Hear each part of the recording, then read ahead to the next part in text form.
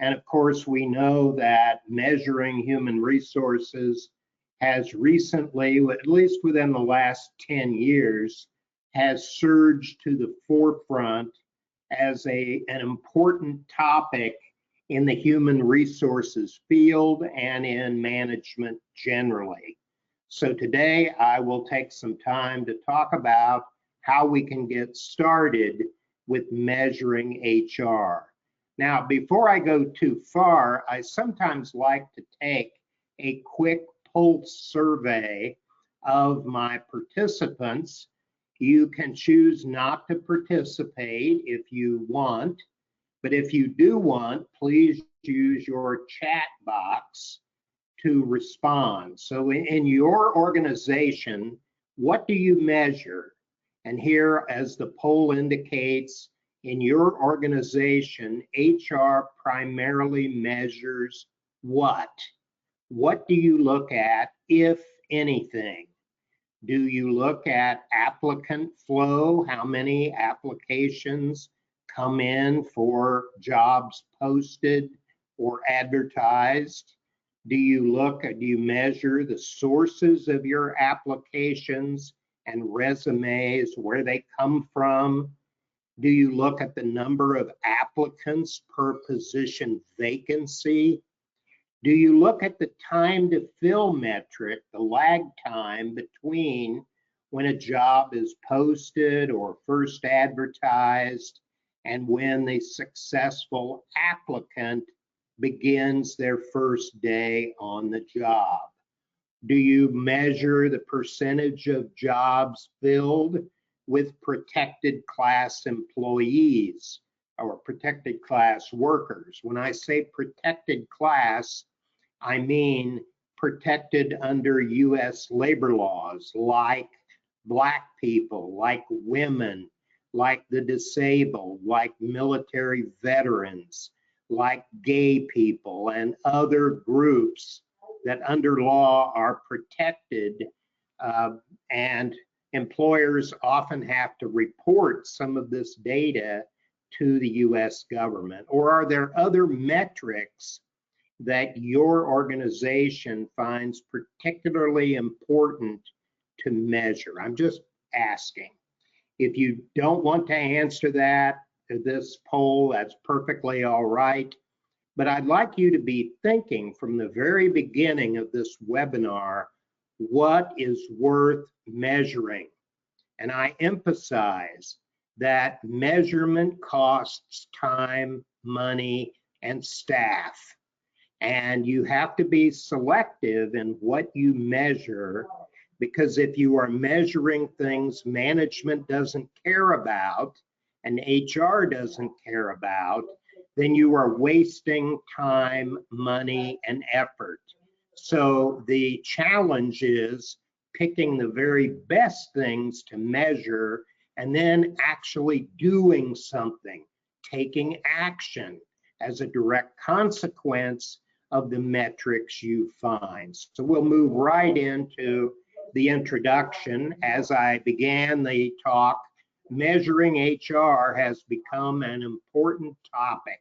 And of course, for many organizations, the labor cost is the key expense in doing business. Of course, at the same time, often you cannot do business at all if you don't have people.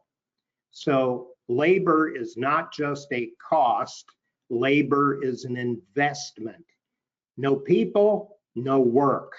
So that's also important to remember. So we want to measure the right things. And how do you and your decision makers narrow down and decide exactly which metrics are worth measuring? And once you've made those decisions, how do you find out the best way to measure whatever it is you have chosen to measure? So that's our challenge in today's session, to talk about best practices in measuring HR and thinking how we can apply some of the lessons learned from experience. And of course, like any good presenter, I have targets to achieve by the end of our short time together. And I would like to achieve these objectives by the end of today. I want to talk about a range of different HR metrics that you could use. I will be giving you a tool that will list out 50 metrics and allow you to work with your managers and others to narrow down the most important metrics that you should be devoting time, money, and staff to measuring and then taking action based on those metrics. I'll talk about some of the effective ways of calculating and applying HR metrics. Make no mistake, measuring HR is a change effort. And like all change efforts, we meet resistance when we try to implement it. And we discover that different people in our organization are at different levels of readiness to participate in the change. And that's particularly true with our own HR staff. Some HR staff members may resist efforts to measure activities or results under their areas of responsibility. So you need, the best way to deal with resistance is to find out why people are resisting the change and then involve them in trying to overcome the issues that they perceive to be a problem or a challenge. And then we will review some best practices today. Like all good managers, I also have an agenda for my meeting. Here it is, the short agenda for our short meeting. We're in the introduction right now. In part 2, we'll define some key terms and explain why HR metrics may be important in our organizations. In other words, why we may want to invest time, money, and staff effort in measurement, and then using the measurements to take corrective action for continuous improvement in HR processes.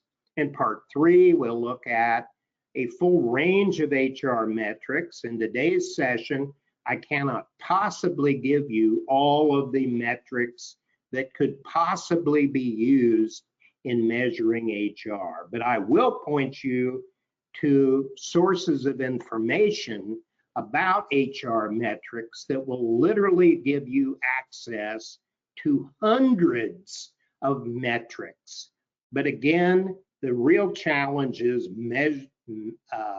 reducing those down to the handful, the 3 to 5 key metrics that your company should be using to measure HR.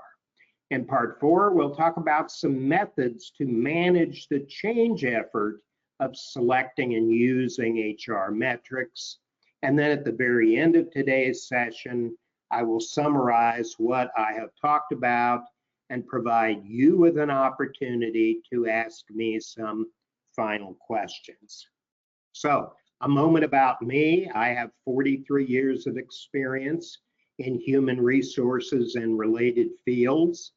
I've worked as a full-time HR representative in the US government, in a multinational company, a big business. I've taught HR at the postgraduate level, and I have done consulting for business, including over 50 multinational companies, countless government agencies and ministries in many nations. The current count of my books is 129 books in human resources and related fields like learning and development, like performance consulting, like organization development, and so forth. And I've traveled all over the world. I've been to China 83 times. I've been to India 5 times. I've been to Singapore 32 times. I've been to Sri Lanka 3 times. I've been to virtually every country in Asia. I've been over Europe. I've been into many African countries. I've spent a lot of time in the Middle East, and I have done training in Latin America, both Central America and in the Horn of South America. So I've done quite a bit in the HR field. One of my recent books is this book, Essential HR Guide for Small Businesses and Startups. And I was also a key editor of a large 3-volume series in an encyclopedia of human resource management. Those are just a sample of some of my many books. So let's move right into talking about defining some key terms and explaining why HR metrics are important. In this part, we'll talk about what are some of these key definitions. And by the way, don't assume that your managers understand what you mean by a term like HR analytics. Even if they have a Harvard MBA, it is unlikely that they have run across that term in their schooling or in their day-to-day management practice. So it falls to you, if you're in HR, to overcome the temptation to use a lot of HR jargon and instead make clear what you're talking about by defining quickly the terms you use if you are forced to use jargon terms from HR. And we'll also talk about why measurement is important for HR. There are skeptics out there among senior leaders, managers, middle managers, who think that anything HR wants to do is probably a waste of time, money, staff, and effort. So you need to be prepared to make the business case as to why measuring HR is worthwhile and is cost effective. And sometimes you have to do that in strange places, not just in a meeting room. Like you may have to make the case on an elevator with a CEO, or you might have to make the case in a hallway, or even in a restroom. So just remember, it's important to have your facts prepared and ready to voice to skeptics who don't feel that anything HR does is worthwhile. So you have to be prepared to convince the skeptics. And some of those skeptics will simply challenge you because they are worried that HR spends far too much time chasing the latest management fads, whatever those might be. So what are some of the facts and figures we know about HR analytics? So the first term that would seem to make sense to define is the term HR metrics. And that's a term that refers to the mathematical equations that we use to measure different aspects of HR. And those different aspects would be all of the things you would find in a table of contents if you flipped open a college textbook on human resources and you looked at the chapter titles. You would find that all of the HR areas of responsibility have typically been chunked out into chapter length discussions. And each of those areas could be measured in many different ways. So I'm talking about recruiting, employee selection, onboarding, training to get people up to speed, training to keep people's knowledge current and continuing professional education, training to get people prepared for promotion, employee relations, performance management, succession planning, talent management, and other processes that may be key to HR's responsibility. Of course, HR metrics can also focus on those areas that management may be very concerned about, particularly at this moment, such as turnover rates, attendance rates, engagement levels, and other issues. Why do I mention those in particular? Well, some of you might have heard of the so-called Great Resignation going on in the US. And the Great Resignation refers to a very high percentage of workers who have resigned their jobs and seem to be moving to other employers. And there is a lot of discussion in the US about why all of a sudden turnover rates have skyrocketed. Nationally, the average turnover rate in the US is around 15%. Right now, it's around 19%. That may seem like a small difference, it's only 4%, but that can represent millions of workers. And for example, 20 million people have retired since January of 2021. Think about that, 20 million people.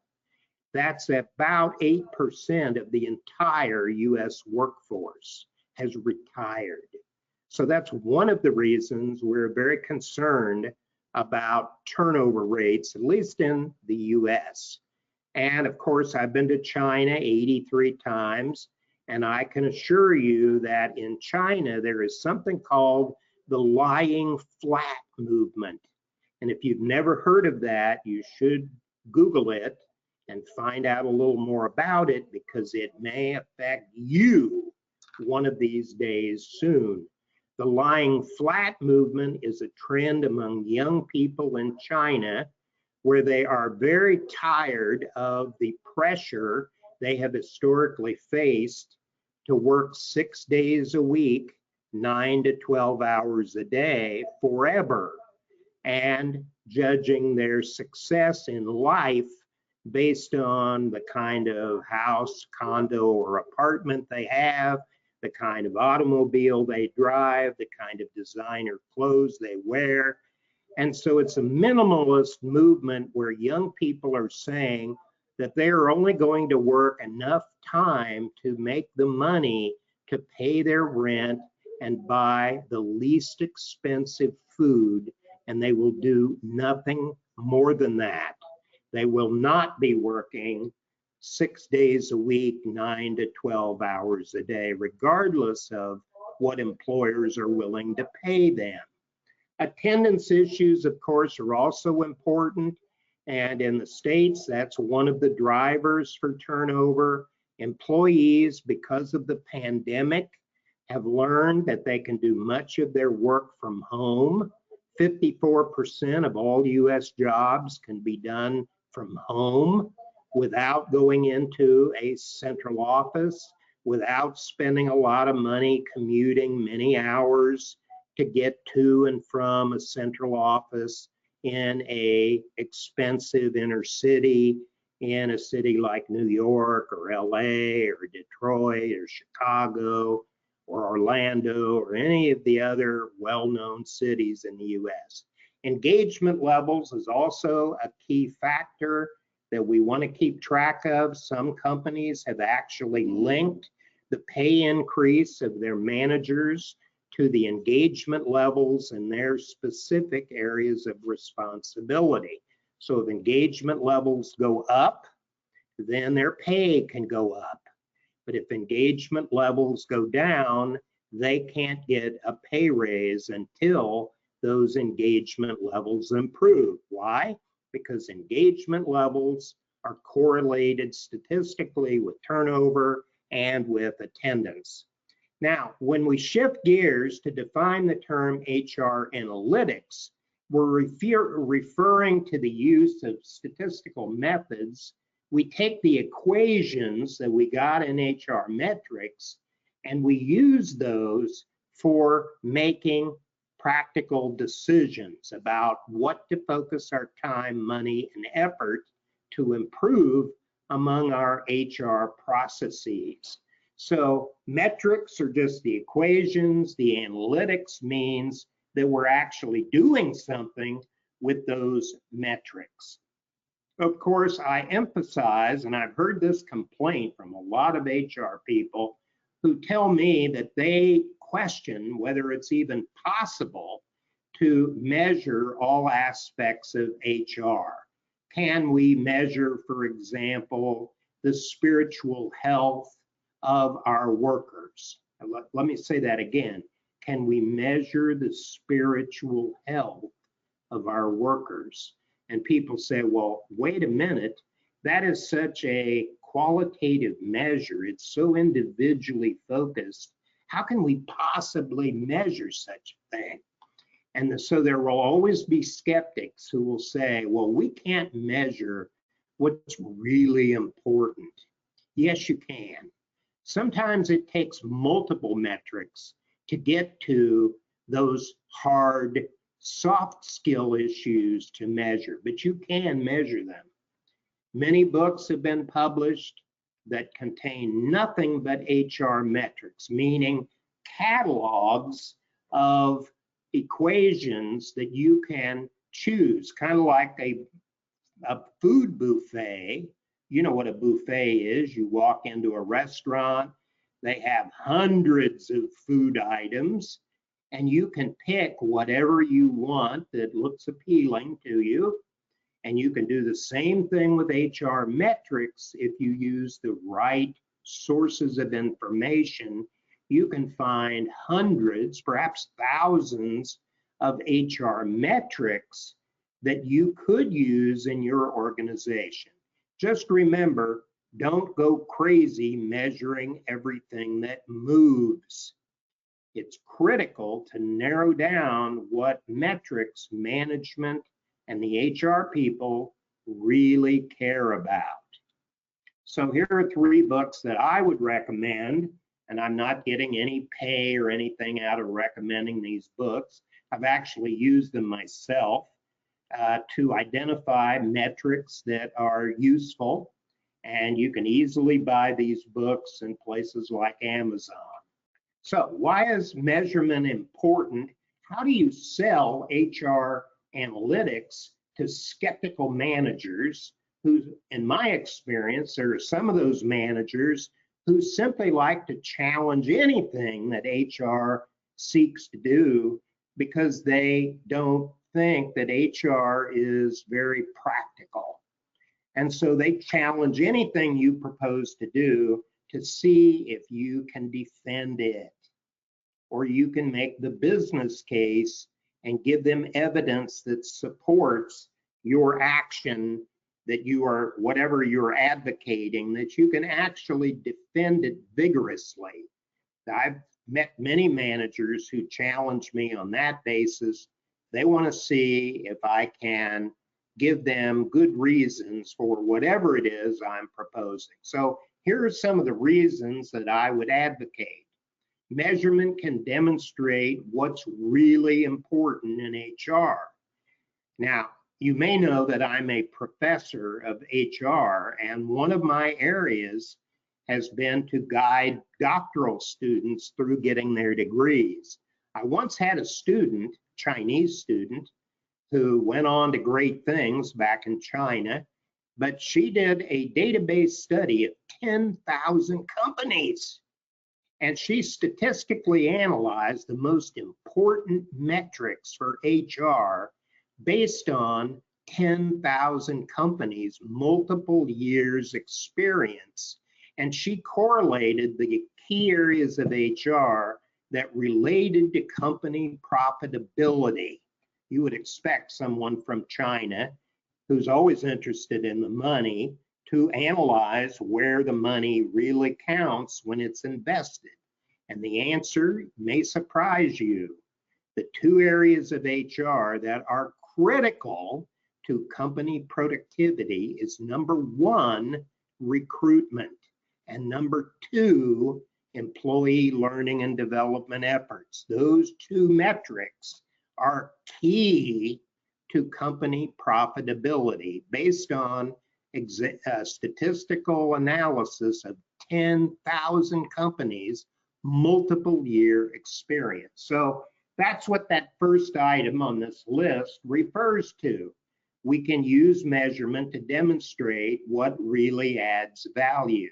Now, would I say that those two areas of recruitment and learning and development would count for every company? I'm not saying that. I am saying that based on a statistical analysis and a database of 10,000 companies' performance over multiple years, the two areas that made a difference in company profitability and were statistically significant were those two areas. So they would be worth measuring.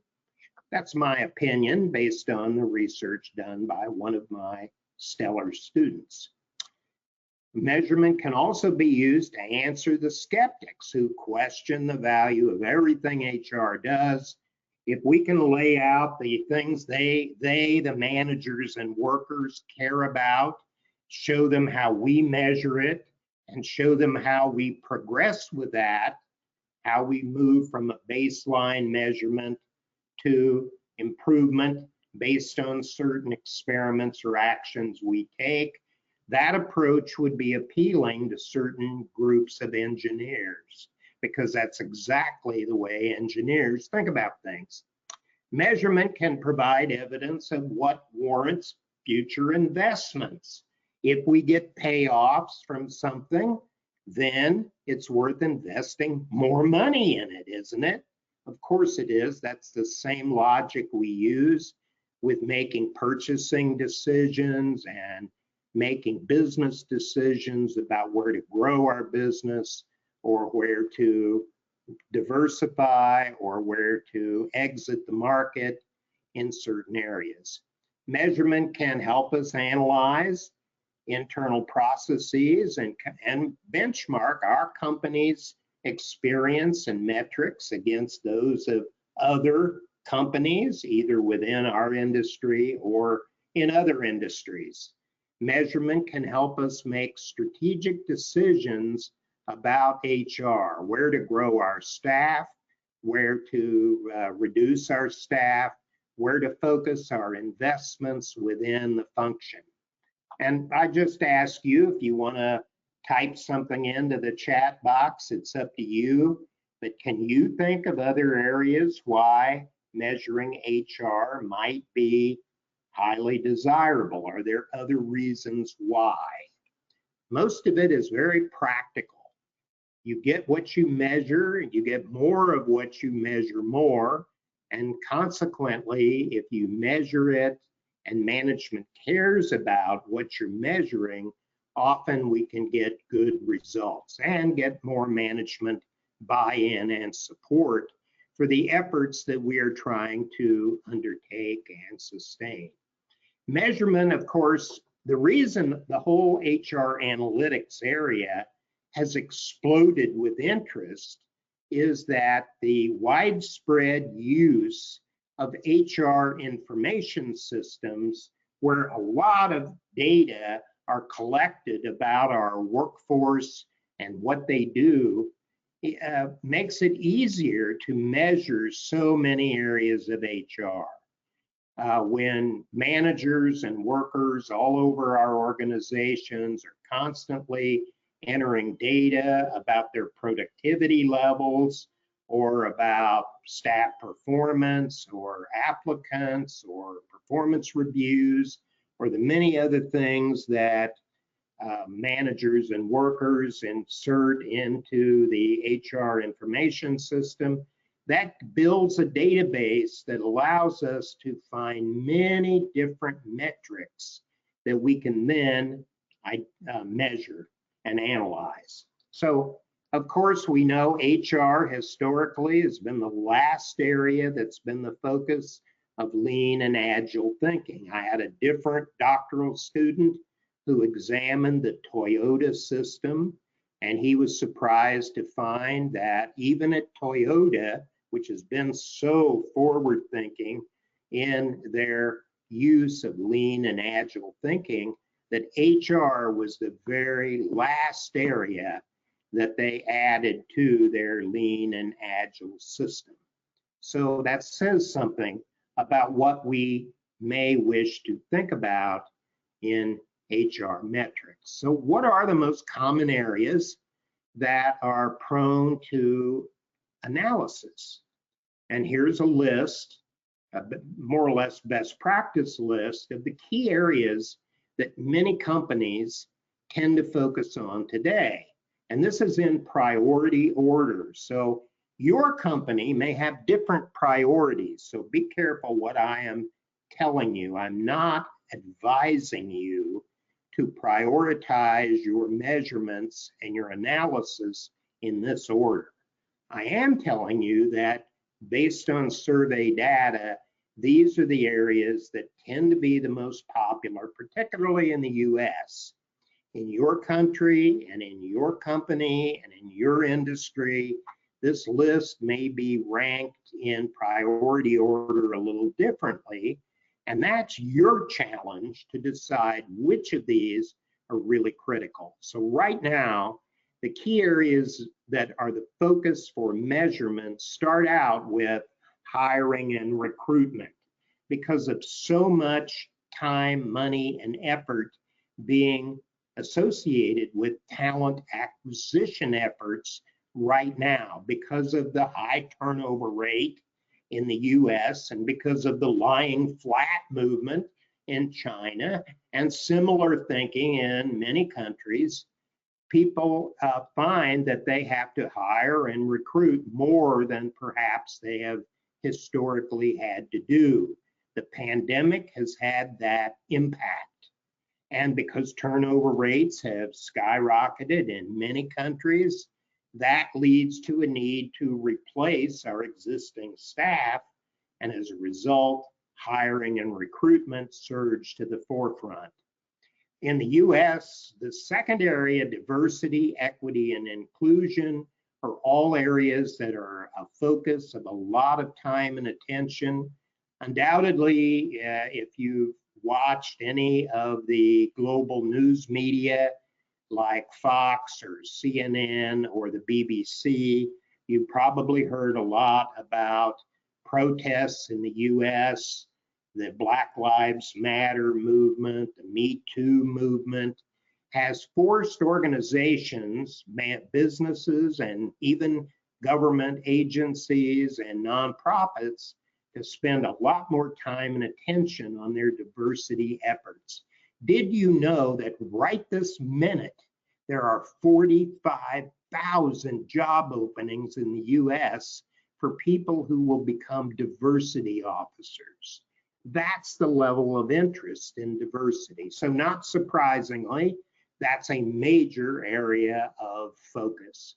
Onboarding is closely associated with hiring and recruitment because we know about turnover that the people who are most likely to leave first, that is, quit first, are the newest hires. And it makes sense. New hires have the least buy-in to the social network of the new company they have joined. And more often than not, those people have their resumes still floating out there in the many companies they may have applied to. And if your company hires them, that may actually make them more appealing to some of the employers that were sitting on their job applications. And once they hear what you're paying them and what job title your company gave them, they are more likely to hire that person to poach or hijack that worker away from you. So onboarding is important, and it's really important to track the socialization of new hires. And often companies do a great job of on-the-job training and getting people up to speed on how to do their jobs productively, but they forget about the key importance of social relationships. So forward-thinking companies will give new hires a peer mentor to help break them in, get them invited to company events, have people invited over to your house or your apartment for dinner with your family. That will help integrate them and make it less likely for them to quit, even if offered a better pay package. Employee engagement, still a hot topic globally. We want to know how satisfied our workers are. We care about morale and job satisfaction. We do care about retention issues. I published an instrument, 100 ways to drive down turnover, and do different webinars on that topic. Productivity management, since so many jobs today lend themselves to keyboard action. In other words, we do our jobs virtually. As a result, it becomes easier and easier to measure people's productivity based in virtual space. So we can track how many keystrokes, how many documents were produced, what the satisfaction levels were, and there are many ways we can measure worker productivity and develop equations and metrics associated with that. I'll tell you a quick story there. I had a consulting engagement with a manufacturing firm, and the company's job or the company's product was they soldered wires into transistors. That was what the plant did. And they had many women doing this because women have smaller hands, and they needed those smaller hands in order to have the dexterity to manipulate tiny wires to go on tiny transistors. Okay, so that was their basic background, but I went into their plant manager and he was concerned about productivity, and I asked him, how do you measure the productivity of your workers? And he shocked me. He pulled up a chart on just one worker, and he had minute by minute productivity measures on each worker going back 25 years. It was incredible, the level of productivity data he had on each worker in his plant. And he could draw graphs and show you the days the worker was out sick or was on vacation or stepped away to go to the restroom. They had minute by minute productivity measures. I'm just saying, if your work involves using virtual data input or something that lends itself to such easy counting for quantity and quality, that it's becoming increasingly easy to get such precise productivity measurements. We can look at corporate wellness. Right now, there's global concern about mental wellness, and that can equate to productivity. If people are mentally sick based on isolation stemming from the pandemic, that can affect worker productivity and even stay and leave decisions. Training and development, obviously. We also want to measure the quality of our HR information systems. I did some consulting work for an HR software company, and their experience was that their clients were only using a tiny fraction of the capability of their HR software. I won't mention the company, but they discovered that their clients were only hosting their performance management data on an HR information system that had 1,000 times more capability than that. So sometimes we want to find out if our HR information systems are worth the money we spent in buying them, installing them, and keeping them current. And we want to track our own HR productivity within the HR department and find out the value added there. So here are the most frequently measured aspects of HR in priority order. Again, I'm not recommending this for your company. You have to ask your managers and workers what is most important for them and what do they care about the most. So recruitment, engagement, these are areas, retention like turnover rates, attendance rates, time tracking, what are people doing, how often do we monitor employee behavior, is it every day, is it every 15 minutes, what kind of tracking do we want to do by time, what do employees find onerous or bad. And if we measure too much, it seems like Big Brother watching. If we measure too little, we may not know what's going on. And we measure employee performance, and what you measure is what you get more of. So that was a lesson my cost accounting professor made very clear as we were doing cost accounting work. Employee training and development measures, how much does our company spend as a percent of payroll? What's the average number of hours each employee has? What percentage of our total compensation package, including benefits, is devoted to learning and development efforts? These are metrics that may be important to some companies. What kind of HR service? Do we measure HR service the same way we measure other types of customer service? You know, I don't know about you, but I've had many occasions where I went to one day I went to a hospital to get my throat worked on, and the same day I took my automobile into a garage to have it repaired. And I was surprised 24 hours later, I got almost identical calls from the hospital asking me about my experience with the medical treatment I got, who helped me, how did they deal with the problem I had, how satisfied was I with the service, did I remember the name of the person who waited on me, and how satisfied was I with that. The hospital asked me those questions, and later, the same day, I got a call from the automotive garage that had repaired my car, and they asked me almost the same questions the medical people ask. Well, we have to be concerned about how much our managers and our workers care about the customer service that HR provided to our workers, even to our job applicants. Make no mistake, the reputation of our company is affected by the way we treat prospective employees. So if new hires or prospective workers are treated discourteously, or they get rude people who treat them badly, they will remember that. And that, according to research, often contributes to later decisions about whether to quit the company.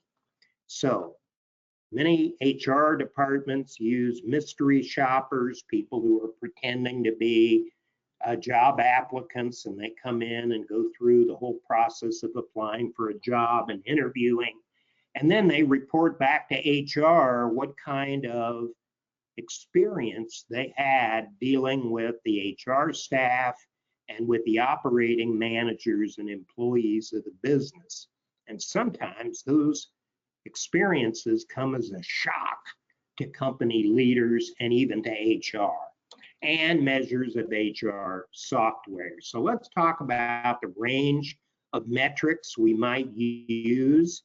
Remember, I said I'm going to give you a handout at the end of this with 50 different metrics, and you can involve your managers and your workers in trying to decide which of those metrics. Don't go crazy measuring all 50 of them, please, but narrow it down to 3 to 5 that are important. Here is a list of some of them.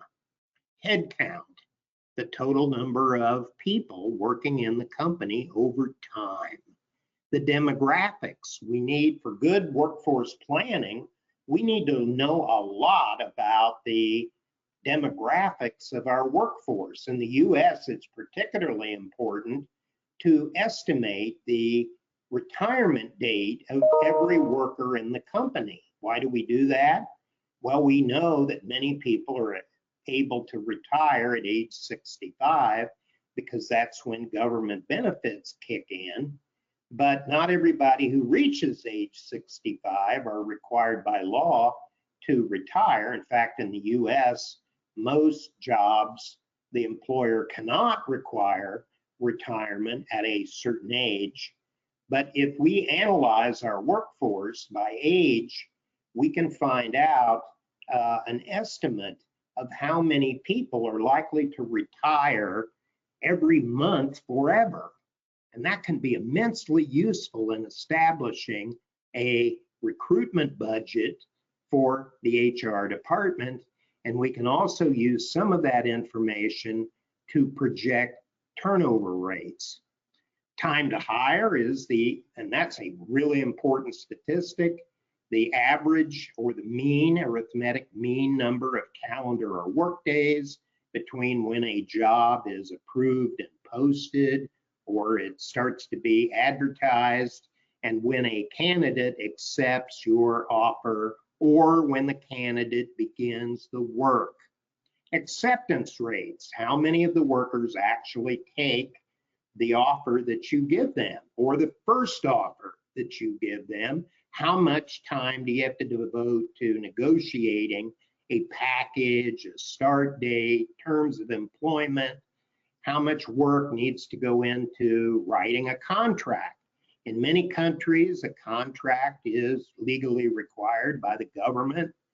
In the US, that is not the case. The only people who have a contract are famous CEOs and famous athletes, and everybody else works without a contract. It's a case where you can be fired for a good reason, a bad reason, or no reason at any time. The cost per hire, how much does it cost you to hire each worker? The time to productivity. Now, in my old company, we used to measure that. We knew exactly what we expected workers to produce on a daily basis, and we could track that during the probationary period, and we would track it week by week and give them weekly training appraisals or ratings based on how well they were progressing from new hire to full productivity level. And we expected that they were at full productivity level when they reached the 6-month mark. And if they weren't, then we asked some hard questions about the type of training they received, how diligent their trainer was, how diligent the worker was in learning the job and being productive. It gave us a lot of good information. New hire turnover, as I said, the last in are the first out in terms of resignations. It just makes sense that people who were hired last still have their resumes floating, and they don't have a lot of friends in your company, so they're most likely to leave for a better pay offer. We want to measure typically employee satisfaction levels. We may want to look at turnover in more than one way. The traditional approach of looking at turnover is looking at the number of employees who voluntarily leave the company within a given period of time, divided by the average number of total employees in the company multiplied by 100. We call that the avoidable or the general turnover rate. Remember, there is such a thing as involuntary turnover. That would include firing people, that would include layoffs, downsizings, sort of thing. Critical turnover rate is very important in talent management. There we are looking at the turnover rates of a small percentage of our workforce, the superstars, the people who on the 9-box grid, where performance is on one side of the grid and promotion potential is measured on the other side of the grid, and that's usually the top 1 to 10% of all workers in the company. We measure the turnover rate of that small segment, and we care about that group because those are our future company leaders, and because that may well be those workers can be 20 times more productive than the average. I give you many other lists of possible metrics to look at. I'm not going to go through the rest of these. We can look at revenue of the company per employee. That's sometimes a popular metric. The 9-box matrix, which I just referenced, that's also very popular. To do that, though, we have to drive down individual per job performance to one number. And we have to do the same by rating the promotion potential of each worker that we want to place on the 9-box grid. And when we have both of those scores, then that will give us information about how much money to invest in them as future leaders. We can track employee performance. There's a lot of attention recently on reinventing employee performance management systems. Training expense. Training is always asked about. We hear great concern of managers. Are we getting return on our investment? And that's yet another metric we can look at. Another popular one to measure for HR is the ratio of the HR professionals in the company to employees. Every year, the American Society for Human Resource Management publishes a report.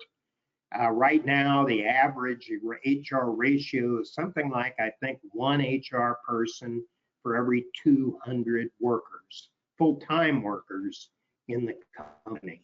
So what do you think? What's the most important metric for HR? I just ask you that. I want you to reflect on that in your own opinion. What do you think is particularly important? Moving on, how do we pick the best metrics? Well, I recommend don't leave it to just HR. Form a group of people who represent different levels of the organization and different departments, but do include HR people. Ask for the volunteers to rate a list of the different metrics, then take that to senior leaders and ask for their opinion, but show them what the workers and managers, what their list was, and then that will help you narrow down the most important metrics. There are ways to turn those metrics into visualizations, into beautiful charts and graphics, and you can build dashboards and scorecards. There is a site called dashboardspy.com that will give you many examples of dashboards. And there's something called the HR Metrics Library that will give you access to many different HR metrics. To revisit what HR metrics are used, well, ask the senior executive team, give them a report, usually 1 page or less, and if they complain about the statistics they are seeing, then ask them to tell you what they really care about. Of course, if they tell you they care about none of it, that's a problem. And that'll signal that you need to make the business case to them. Too much data is worse than none. Too much of the wrong kind of data is going to lead to the wrong decisions. And listen to what your managers at all levels complain about. Right now in the US, the #1 complaint is about turnover rates. The #2 is about the difficulty of recruiting people. And the third one is about engagement levels of employees, particularly millennials. So also remember that whatever you measure is going to get attention. So I said I'm going to give you access to a handout, and I'll ask my partners, the Webinar Planet folks, to make sure you get a copy of this. I know this is hard to read, but there is a Word version of this. And the way you would use this is you give this to your management and worker team, and you ask them, what are we measuring now? And if they don't know, then this is a great opportunity to communicate that to them. And then what do they think should be measured? And when they get all done with this exercise, and I said there are 50 of these metrics, and this may be somewhat overwhelming, but it'll lead to a lot of discussion about what's really important in HR, because what we measure gets the most attention.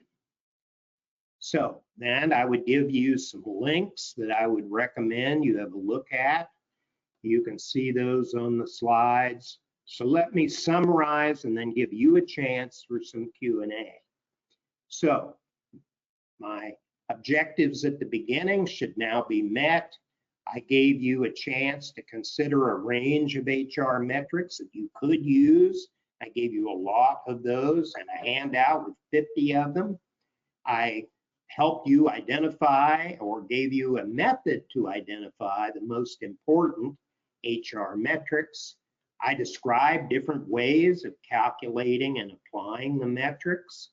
And I gave you a chance to review some best practice approaches by listing out the priorities of what many companies today choose to measure. But that's not to say that your organization is the same as those others.